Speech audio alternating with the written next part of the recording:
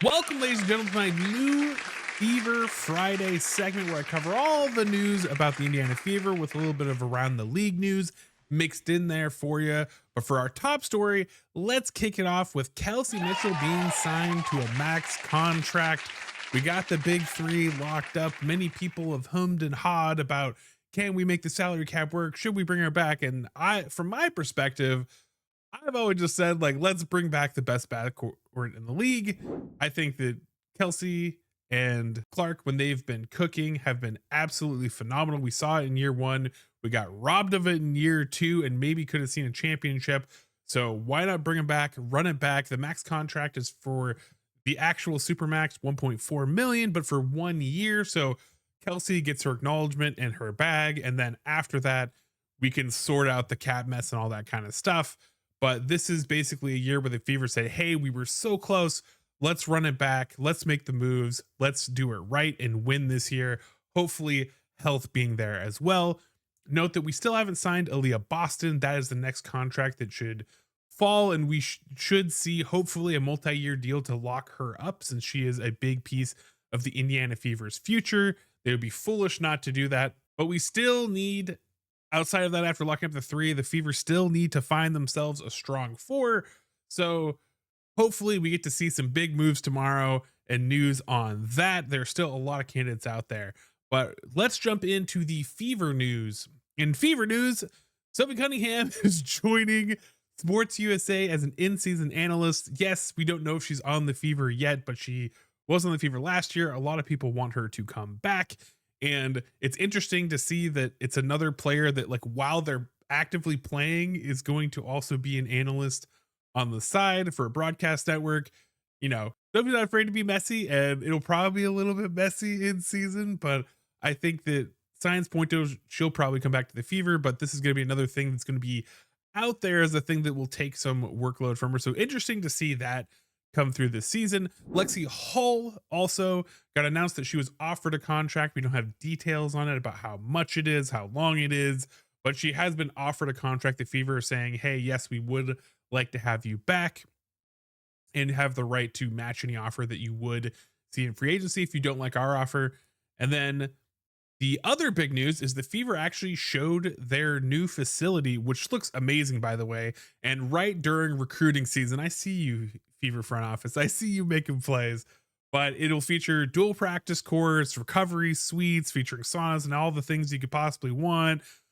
Content production studios. They can start all their own podcasts, hair, nail, makeup salon, a golf simulator, probably for CC, although I'm sure a lot of them do love golf as well. Obviously, we've seen them out on the course. And then, of course, childcare facilities. So any players that have kids, being able to have that as an option is a big boon for any team or prospect that wants to come into the Indiana Fever. And on top of that, the nice part is it's a block away from Gamebridge Fieldhouse, so it's close to where they're already playing games and traveling. So is nice to see that. Absolutely gorgeous facility. On to around the league. Let's talk about the big stories. But the first one I have to get into is that in the drought that has been the off-season news in this tightened window with all these free agents, which I imagine tomorrow when actual science can happen is when everything's going to blow up. But up to this point, like, everyone's been chomping at the bit. No one's leaking any news. It's all very quiet except for one balloon company. The Amazing Balloon Company revealed a welcome NECA display for the Minnesota Lynx. And so everyone assumed that NECA was then going to the Minnesota Lynx. There were a lot of parody set up for the Chicago Sky and how crappy theirs were.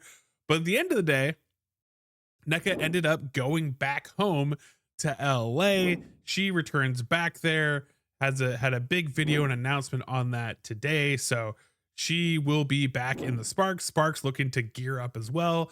On top of that, also, the other huge news is Angel Reese was traded to the Atlanta Dream and looking to kind of bolster and upgrade their roster there.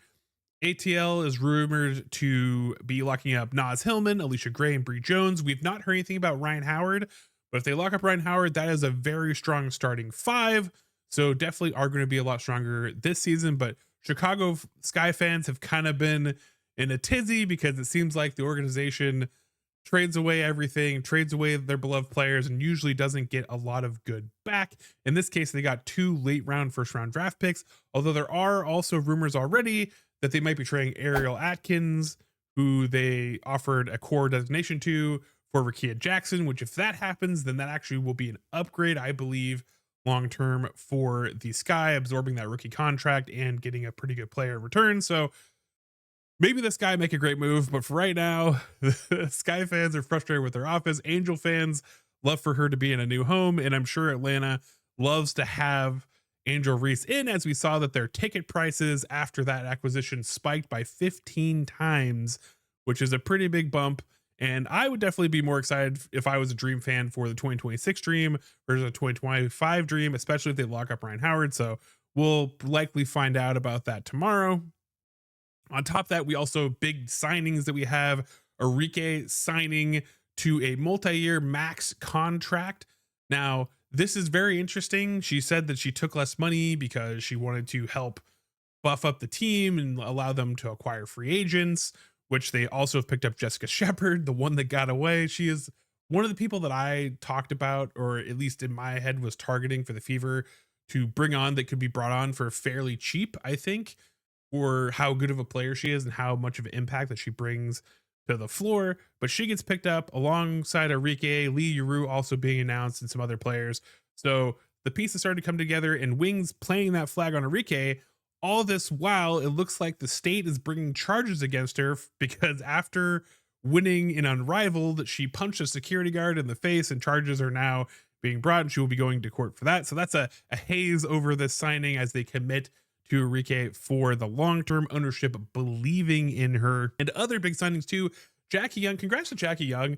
You know, she was someone that I would love to come to Indiana, as you know, if we lose Kelsey Mitchell, maybe after this year, if Kelsey Mitchell decides to go on her way, we bring in Jackie Young, because she is signed to a 1-year max deal. So the first $1 million player that we see officially signed in the WNBA, even though obviously the Aces were the first ones to say that they're going to give Asia a Super Max, which I imagine will get done tomorrow as well.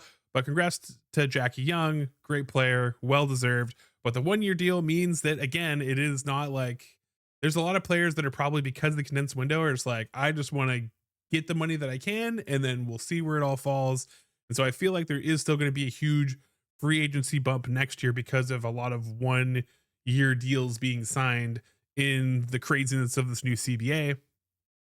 And last but not least, to wrap up our news, the WNBA has officially approved 3 new expansion teams: Cleveland, Detroit, and Philly in 2028, 29, 30. So next year we'll hit the golden 16 teams. So you can have 8 in each conference for the first time ever.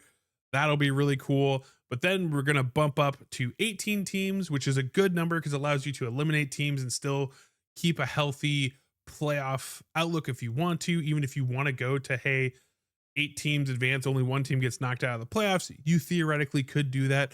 But I imagine they will still stick to probably like 6 teams to keep it very much more competitive in that sense. But regardless, exciting times in the WNBA as they grow with this new CBA deal. Tomorrow is going to be insane. I will have probably a daily wrap-up show just for the trades and all the stuff that happens in free agency, starting probably with a bang tomorrow.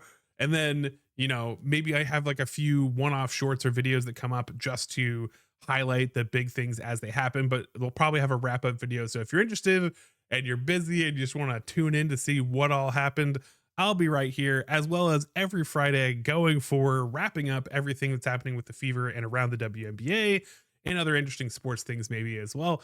But with all that said, what do you think of the Fever free agency? Who do you want to see them sign tomorrow? I definitely want to see Alana Smith in a Fever uniform again, if possible. She's the perfect player for the Indiana Fever. And if they land her, my confidence is going to skyrocket. I'm going to be buying one of every jersey. It's going to be amazing because she is one of my favorite players that is not on the Indiana Fever. She'd be perfect in the Indiana Fever. And if they bring her in, I think it's go time for the championship prep, right? So with all that said, remember, you're going to be amazing today because you are amazing. And I'll catch you next episode.